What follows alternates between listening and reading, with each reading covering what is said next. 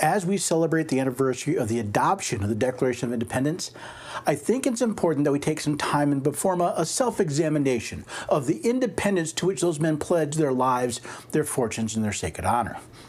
If we compare the federal government today to the king we declared independence from then, I think we'll find them much more alike than we would find comfortable.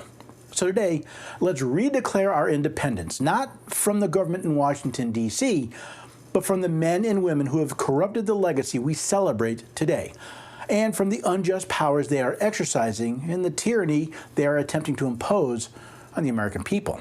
So we'll do that next on the Constitution Study. There's one thing you have to know wherever you make your stand.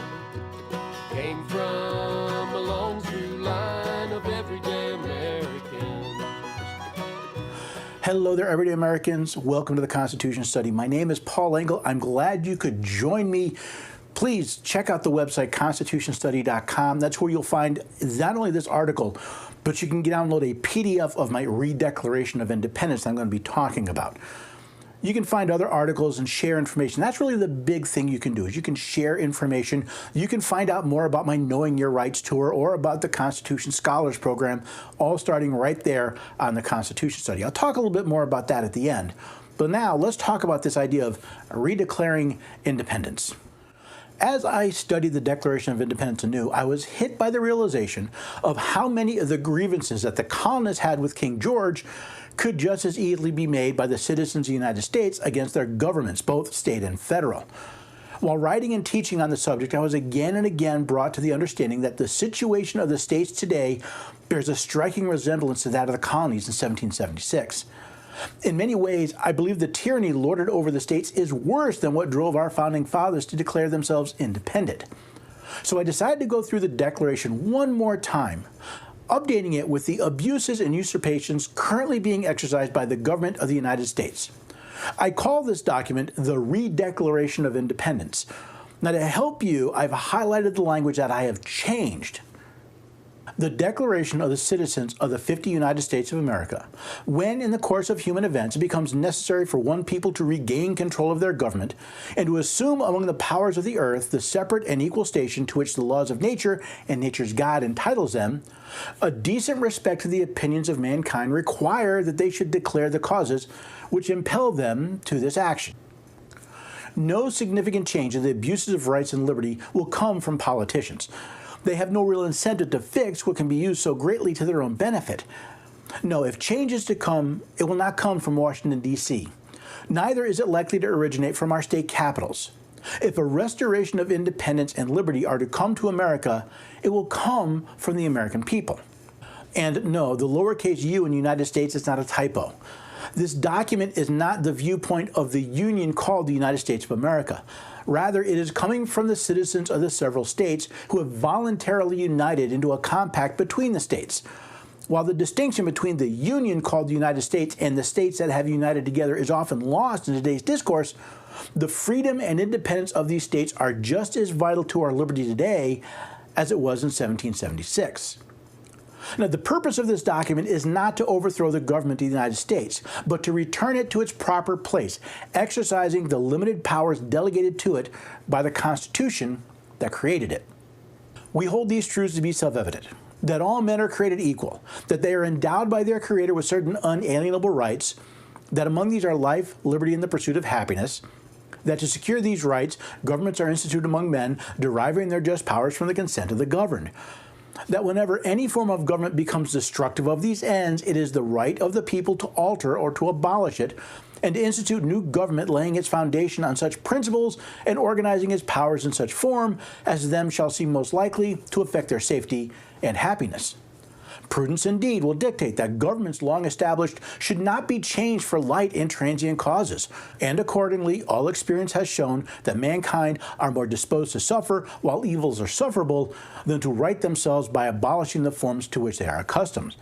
But when a long train of abuses and usurpations, pursuing inevitably the same object, evince a design to reduce them under absolute despotism, it is their right, it is their duty to throw off such government and to provide new guards for their future security. Such has been the patient sufferance of these states, and such is now the necessity which constrains them to regain control of the systems of government. The history of the present government in Washington, D.C. is a history of repeated injuries and usurpations, all having in direct object the establishment of an absolute tyranny over these states. To prove this, let facts be submitted to a candid world. There is little to change here. We should recognize that the government in Washington, D.C. has taken the place of King George when it comes to the abuses of power. Also of great importance is the call to regain control of that government rather than to replace it. This is not a call for insurrection, but for a restoration to the proper role of government in a free republic. Now, since no call of this magnitude should be made on a whim, it is important that we, the people, give facts to show the rightness of what we are calling for. The federal courts have refused their assent to laws, the most wholesome and necessary for the public good. The federal government has forbidden the states to pass laws of immediate and pressing importance unless suspended in their operation till the assent should be attained, and when so suspended, they have utterly neglected to attend to them. The federal government has refused to pass other laws for the accommodation of large territories held in trust for the people, requiring the people of the new states relinquish the right of control of public territories as a condition of admission to the Union, a right inestimable to them and formidable to tyrants only. The labyrinth of bureaucratic departments and agencies have created confusing, contradictory, and ruinous regulations for the sole purpose of fatiguing the American people into compliance with their measures. Federal courts have dissolved state legislative acts repeatedly for opposing with manly firmness the federal government's invasion on the rights of the people. The president has refused to enforce laws protecting the borders of this nation, the states remaining in the meantime exposed to all the dangers of invasion from without and convulsions within. Congress has refused to adopt immigration laws necessary and sufficient for the needs of the people, leaving in place outdated laws that inhibit the economy and promoting illegal immigration. The president has obstructed the administration of justice by politicizing the appointment of judges, requiring their fidelity to certain opinions rather than the supreme law of the land. The Senate has made judges dependent on their will alone for appointment to their offices and threatened them with impeachment for political reasons. Congress has erected a multitude of new offices and sent hither swarms of officers to harass our people and eat out their substance. The president has kept among us in times of peace standing armies by militarizing our police forces. The president has affected to render the military and police independent of their oath to the supreme law of the land. The president has combined with the Senate to subject us to a jurisdiction foreign to our Constitution and unacknowledged by our laws, giving their assent to the acts of pretended legislation from the United Nations and entering into international agreements without the advice and consent of the Senate. For quartering large bodies of armed law enforcement among us, including arming non-law enforcement departments and agencies. For protecting law enforcement and government officials by mock trial and qualified immunity from punishment for crimes which they should commit on the inhabitants of these states. For cutting off our trade within a state. For imposing taxes on us without our consent and in violation of the Constitution. For depriving us in many cases of the benefit of trial by jury. For transporting us beyond seas to be tried for pretended offenses, for abolishing the free system of United States laws, establishing therein arbitrary government agencies, and enlarging the boundaries of their power so as to render it at once an example and fit instrument for introducing the absolute rule into these states. For effectively taking away our state constitutions, abolishing our most valuable laws, and altering fundamentally the forms of our government. For suspending the actions of our own legislatures and declaring themselves invested with power to legislate for us in all cases whatsoever. The federal government has abdicated government here by declaring us out of its protection and by failing to enforce immigration, naturalization, and constitutional laws. The federal government has plundered our seas, ravaged our coasts, burned our towns, and destroyed the lives of our people through regulations of domestic policy not delegated to the United States by the Constitution. The Congress is at this time transporting large armies to act as mercenaries to complete the works of death already begun by previous executive administrations in an effort to impose their political will and the will of our allies on those we disagree with. The federal government has constrained our fellow citizens to bear arms against their fellow citizens by becoming their executioner of their friends and brethren, or to fall themselves by their hands. The federal government has excited domestic insurrection amongst us by allowing it to go unopposed in cities across the land, and has endeavored to bring on the inhabitants of our borders the merciless criminal cartels whose known rule of warfare is an undistinguished destruction of all ages, sexes, and conditions. In every stage of these oppressions, we have petitioned for redress in the most humble terms. Our repeated petitions have been answered only by repeated injury by legislative, executive, and judicial actors alike. A government whose character is thus marked by every act which may be defined a tyrant is unfit to be the ruler of a free people. From time to time, states have pushed back against federal overreach. More often than not, it has been through the federal judiciary. However, that branch of government has shown itself to be just as susceptible to overreach as the rest of the federal government. Human nature being what it is, we should not be surprised that those who seek power in government work to maintain and expand it. Nor have we been wanting in attentions to our brethren who work for the government in Washington, D.C. We have warned them from time to time of attempts by their legislature to extend an unwarrantable jurisdiction over us. We have reminded them of the circumstances of our settlement here and the conditions by which we entered the Union. We have appealed to their native justice and magnanimity, and we have conjured them by the ties of our common kindred to disavow these usurpations, which would inevitably interrupt our connections and correspondence. They too have been deaf to the voice of justice and consanguinity. We must therefore acquiesce in the necessity which declares our sovereignty and hold them as we hold the rest of mankind, enemies in war, in peace, friends. Few Americans seem to realize that the states created the federal government, not the other way around. Furthermore, as the parties to the Constitution that created the federal government, the states established the limit on its power. Even the governments of the several states do not realize that legally they are the masters of the federal government, not its servants. We, therefore, the representatives of the United States of America, appealing to the Supreme Judge of the world, for the rectitude of our intentions, do, in the name and by the authority of the good people of these states, solemnly publish and declare that these United States are, and of right ought to be, free, independent, and sovereign states, that they are the creator of the United States and its government, and that as parties to the compact of the Constitution of the United States, they have full power to oversee their creation, establish the boundaries of its power by the consent of their citizens, and enact all of the powers of a state not delegated to the United States nor prohibited by the Constitution to the states. And for the support of this declaration, with a firm reliance on the protection of divine providence, we mutually pledge to each other our lives, our fortunes, and our sacred honor. As the parties to the Constitution, the states are not only free, but sovereign. The states have the full and legitimate power to oversee the government of the United States. Furthermore, they have the responsibility to do so. It is just as much the responsibility of states to protect the rights of their citizens as that of the federal government. Our founding fathers had to fight a war to overturn their government and regain their rights. Thankfully, we do not need to take such drastic actions. However, if we do not regain control of our governments at all levels, while we still can, we will doom our children either to servitude or to war.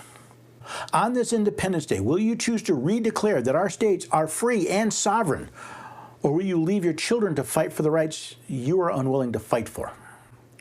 I'm sure there are many people that will call this fighting words, insurrection, maybe even treason. Although what I'm really doing is trying to apply the Constitution as it was written. The 10th Amendment clearly states that a power not delegated to the United States by the Constitution generally remains with the states. Therefore, the states need to exercise these powers. And as states have effectively ceded their sovereignty and their power to an ever-growing federal government, our rights have been diminished, our rights have been crippled, our rights have been destroyed. Now, this is not meant to start a war. This is meant to get people in the states to recognize just how corrupt the federal government has become and just how corrupt your state government has become, how unwilling to do the job it stood up for. The Redeclaration of Independence is not to create a new country. It's to reinvigorate that desire for independence, for self-government that we used to have 240 some odd years ago. The question is, will this light that fire? Will this reignite the sacred fire of liberty that George Washington talked about? Or will it just be brushed away, the rantings of another madman, while that sacred fire goes out?